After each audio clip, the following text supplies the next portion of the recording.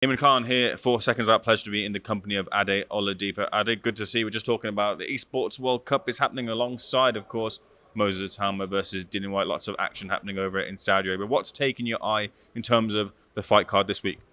Obviously, look, main event, and we can get into the others, but main event's been intriguing. I think when it was first announced, I think people were like, what's going on? All of a sudden, Dillian Whyte or Queensbury put out a couple of clips. Dillian Whyte does look in fantastic shape, and you can get sometimes confused by these clips. So I wanted to see Dillian in person, and I saw him in person, and mentally he's here, physically he's here. So we're gonna have, I think, an intriguing fight on Saturday. I don't think it's as I mean, look, ultimately, Moses could be that good, and he makes it look easy, but I don't think it will be easy. I think we've got a fight on our hands. Dillian, I think he had some choice words for you. What happened in that conversation between you and Dillian? Look, ultimately, I think I've known Dillian for a while, and when I got the DAZN gig, he was one of the first people that reached out to me. I've seen him at events. It's always been amicable, and he's always been very nice to me. I think he's just heard my prediction for the fight, and it's funny because I think maybe he's only watched one video. Because on one, I've said, okay, Moses does this, Moses wins. But I've also said, if it's a dog fight, this isn't boxing. If it's a fight, it's a dog fight. Dillian could cause an upset. So I think, and I get it. Boxers, if you're gonna hear someone say you're gonna lose, and then that person then trying to shake your hands and interview him, it's awkward. So no bad words at all to say about Dillian. But I have said some positive things in the last couple of months as well about him and this fight. Whereas I think a lot of people have just said this ends in a couple of rounds. I've said, like, I don't know, Dillian could do this, Dillian could do that. So I think he's maybe watched one interview, and it's probably me with Simon Jordan, which never helps. And he's probably got upset from that. Yeah, I mean, a lot of pundits, people in the media have kind of counted out almost. I'm not saying that that's the case for your conversation that you had with Dillian. No, it was, though. And I have to be honest, it was. And I told him just now in an interview, I said, after the Ebenezer Tete fight, I said, maybe it ain't there. And, it's light and day between how he looks now and for Ebenezer Tete. And because we saw Fraser Clark, I think a few months later, blow out Ebenezer Tete in a round or whatever it was, I was like, is Dillian still got it? Is he still interested? Is he still invested? Which is a fair question. It's a fair question. But now I look at him, I'm like, okay, whoa. So you can get in shape. You can, but I think he said to me to kind of counter it, he could beat Ebenezer Tete like that. And I get it. And maybe he's got the fight based off that as well. So maybe if he did look incredible against Ebenezer Tete, maybe he doesn't get this fight. So I guess it works both ways. Yeah, I mean, in terms of and switching the attention to Moses hasn't made any missteps or falters as of yet, and he's beaten opponents in fantastic fashion. A big jump up from Mike Balogun all the way to Dillian Whyte. Of course, people are kind of painting the picture that they're going to get a sprawling knockout on the canvas, but outside of that, what do you want to see from Itauma to say this is certainly the guy that we've been saying that he is? I just want to see him have some rounds. Like when I spoke to him, I was like, wow, I had a look at his box record. I was like, you've not gone past 2 rounds in your last 8 fights. So you've just been 1 round or 2 rounds. So is the gas tank still there? Moses is known for his speed and his footwork.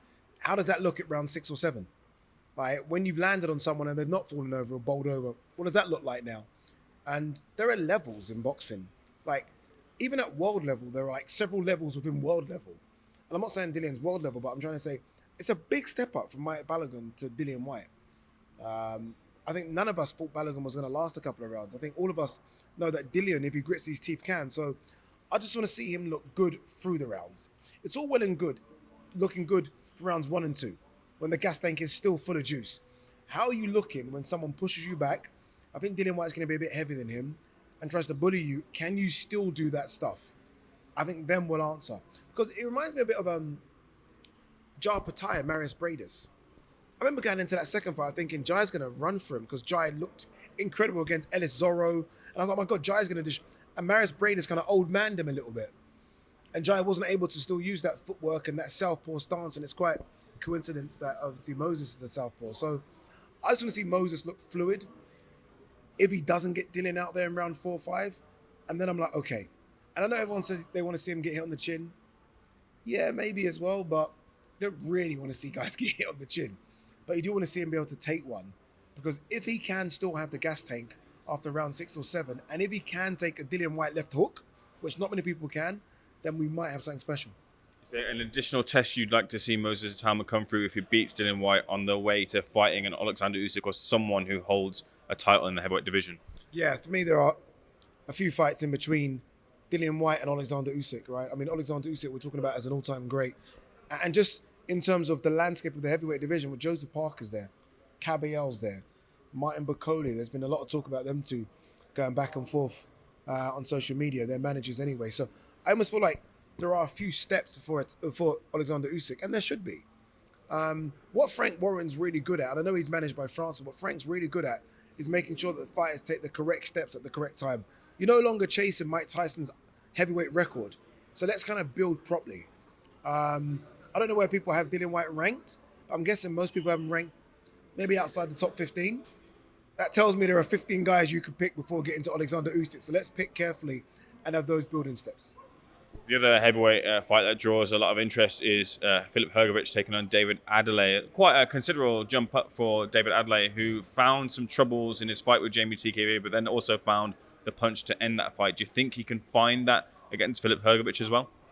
He can certainly find the punch. And the only reason I say that is because Joe Joyce found the punch. And Ade, is, if anything, is a lot faster than Joe Joyce. Way more explosive, especially this version of Joe Joyce. I'd even argue and say he might be faster hand speed than Daniel Dubois. And the reason I mention both of those two, as you know, both of those guys landed convincingly on Hrgovic so many times. Obviously, Daniel Dubois was able to get the job done. And Joe Joyce wasn't. My thing with David Ade is we need to see a bit more. So we can be explosive for 1 or 2. You might need 3, 4, and 5 to get rid of Hrgovic. And that's what Daniel Dubois did so well, was punches and bunches. So we're going to need to see punches and bunches. But the risk reward is massive. The risk is massive. Could get knocked out. The reward, if he were to beat Hrgovic, all of a sudden he's on the top table. So I understand why Adam Booth and the team have taken it. I spoke to Adam about this a few weeks back, and he was like, Jimmy TKV is like a last 32 in the FA Cup. He said, this is like a semi-final in the FA Cup. What would you do? So I get it. But Hrgovic is dangerous. The one thing I've always felt about with Hrgovic is the gas tank looked like it was emptying against Zhili Zhang, against Dempsey McKean, certainly against Dubois, against Joe Joyce. Abel Sanchez and Big Bear would improve that gas tank 100-fold. So if he's got that, with what he's got already, he could be a massive problem for David Ade. Nick Paul's our only surviving male world champion in the UK. So a lot on the line for him, not only just his own personal goal, but also carrying the hopes and dreams of the country. But do you think he retains his title against Sam Goodman and looks for something bigger maybe at the end of the year? Yeah, I do. But Sam's a good fighter. He's unbeaten. Obviously, look, this guy was lined up to face a new H. Weiss. So he was preparing for maybe the pound-for-pound number 2, 3 in the world. But Nick Ball's on a tear. He's busy. Nick Ball was the natural featherweight. Goodman's really a super bantam that's coming up. Although when you see them together, you wouldn't know because Goodman's about 4 inches taller than Nick Ball. But Nick Ball's just got to not overlook Sam Goodman. There's a lot of talk about unification fights. There's a lot of talk about a new wave fight. Maybe even Nakatani, now that Nakatani has decided he wants to jump up one as well. So he just got to make sure he's on job. And I think with Nick, it'll just get to you. Eventually, you feel like you're having some sort of success. And I spoke to Raymond Ford about this. He's just there. He's buzzing around. So I think his work rate and power will be a bit too much for Sam Goodman. But I don't think it's going to be easy. I think it's going to be a bit of a test for him. Let me get your take on some of the top news in the boxing sphere. First of all, that being that negotiations are currently ongoing for an Anthony Joshua versus Jake Paul fight, which British Boxing Board of Control say that it wouldn't, or potentially might not even sanction the fight, so it would have to go elsewhere. But I don't know how the boxing world will react to that fight taking place. I don't know whether it's truly as far as negotiations are apparently seem to be, but it seems to be at least on the table. What do you think about that fight? I've got so many opinions, so many different opinions. Number one, if I'm AJ and that comes across my table and it says Tony Yoka 20 million, Bakole 20 million, Jake Paul 200, I'm fighting that kid for 200 million immediately. But what does it do for AJ's legacy? I don't think people even care about that stuff anymore as much as they pretend they do. Would I personally like to see AJ fight someone else? Yeah. I want to see AJ fight Fury. And then I want to see him fight Bakole. And if not, let's go down the list. But I understand if you're a prize fighter and the prize is 200 million, no, let's say 100. 200 sounds unrealistic. 100 million to fight someone that you know you could knock out in a minute, max. Why not do it? That being said, it shouldn't be sanctioned. That being said, AJ versus Jake Paul shouldn't be allowed to happen because Jake Paul is a novice. I know he's ranked by the WBA in the top 14. Top 15 in number 14, but even that's being looked at. I just find this so risky. Like, I've been next to AJ. I've been around AJ fights. I've been around AJ in training camp. I've seen AJ hit a bag. If that guy connects with Jake Paul, dude, I think we're playing this like it's a video game. We've got this is serious stuff. AJ hits Jake Paul serious. Like this will bring into question if Jake Paul's fights are rigged or not, right? Because that's what people say. I don't believe they are. But if AJ doesn't get rid of Jake Paul in a minute, then people are going to question what's going on. It's very dangerous for Jake Paul, this is. And yeah, it generates a lot of money, but everyone involved in this isn't broke. Nakisa's not broke. Jake Paul's not broke. Eddie's not broke. Turkey's not broke if he's involved. AJ's not broke. It's not like bailiffs are at their door. You can go elsewhere and make money. So I find Jake Paul crazy. Like, what is he seeing with AJ that makes him think he can be AJ? Like, I get it if someone said, Deontay Wilder, maybe. Okay, he's 215 pounds, maybe. AJ's 260 and hits like a truck. Like, how do you go from Julio Cesar Chavez to AJ?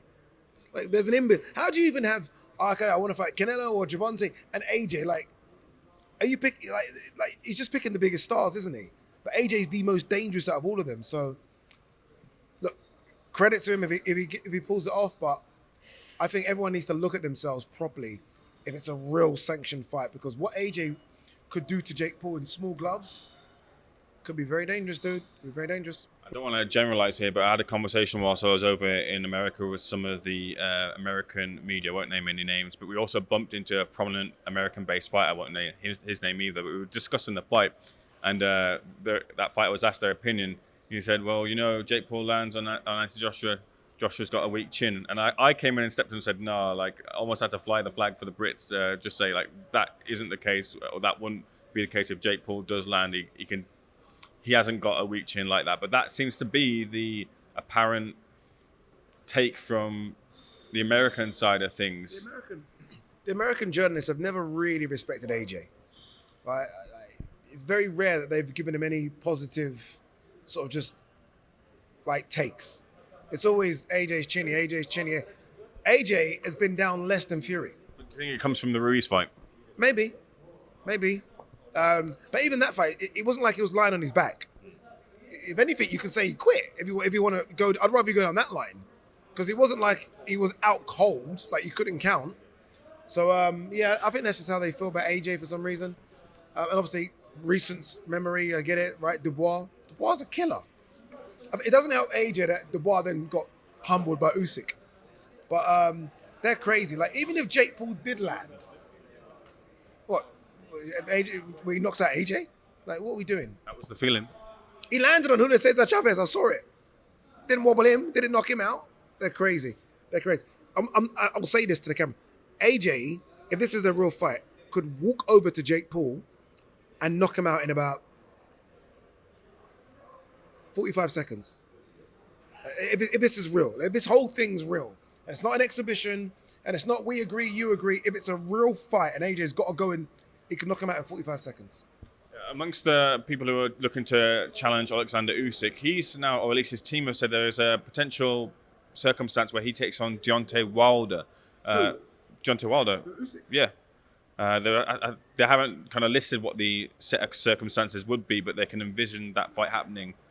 Right now, he's just come off of a comeback fight where he got a stoppage victory, I think around the 7th, 8th, or 9th round. But how far away do you think Deontay Wilder is from taking on Alexander Usyk?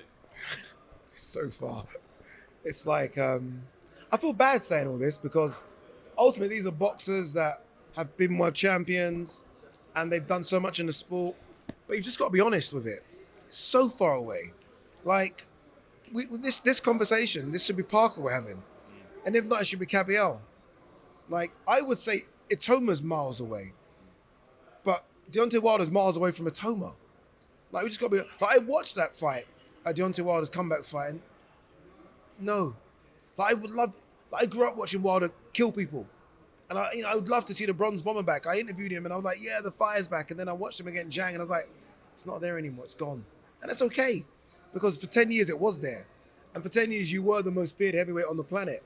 It's fine that it's gone. I know it's difficult, but it's okay. Like Wilder, you've entertained us for so many years. I mean, that bronze bomber, that right hand, when it was cocked, it was incredible. But it's not there anymore. Like, and beating who he beat, in June, isn't going to tell me that you are somehow now ready to get into the mix with one of the greatest heavyweights of all time. No. Fight Bacoli, maybe. Fight F.A. Jagba. Like, this is Wilder. Fight guys, and then, okay. It's the same thing I've said about AJ, so I'm not digging out Wilder. Like, I want AJ to fight someone of note, then I'm like, AJ's back. Like, you fighting these guys that he fought, was it Terrell Herndon? I think. What does that tell us? Doesn't tell us anything. So, no. He's a million miles away from Usyk, and it shouldn't happen. Part of your kind of standing on YouTube is discussing, of course, the fights, whether it be Worldview or British View. But in the UK, we've had some movement in terms of promoters and landing positions or broadcasters for their fights. I wonder what you think of Ben Shalom landing boxer at BBC for the health of British boxing as a whole. I love it. I know people have digged it, right? Oh, it's only on BBC Two and maybe iPlay. I'm like, BBC Two? What's wrong with BBC Two? And look, ultimately, they will make a space. If he can show the BBC that he's got an incredible fight, Ben Whittaker versus something, they might even push it to the BBC One platform. I don't mind it. I don't know how many dates he gets. I think someone told me that 4 or 5 a year, which maybe isn't enough. So you do question whether or not the big hitters are going to stay. Is Ben Whittaker going to stay? Is Fraser Clark going to stay? Is Callum Simpson going to stay?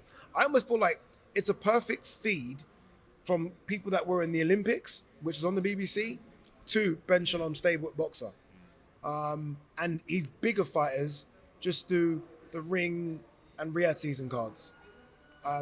Because I don't know if that many fight dates a year is enough to really, for your best fighters to stay.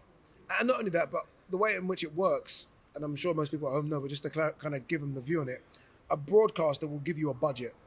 So Sky would have, again, just who knows, here's 20 million a year, so you can pay your top fighters big money. BBC ain't giving that. We taxpayers pay, so they can't just say, here's this amount of money. So I just wonder if the contract he's got is enough to pay the top fighters, is where I'm going about in a roundabout way. Whereas on Sky, it would have been. So I think there's going to be a lot of conversations now with his fighters, DAZN, unfortunately for him, and the BBC.